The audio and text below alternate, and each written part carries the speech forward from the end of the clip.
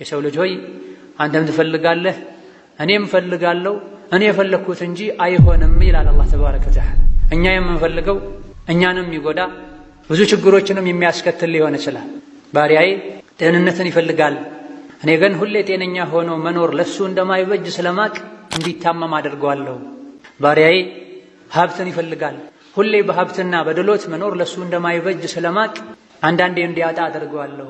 ከባሮች ውስጥ ደግሞ ሀብት እንጂ ጤነኝነት እንጂ ለሱ ማይሆነው እንዳላቅና በሀብት እንዲኖር በጤንነት እንዲኖር አድርጓለሁ ብሏል። አንዳንዶች ሁሉን ሲያገኙ የሚናገሩትን የሚያደርጉትን አያውቁ።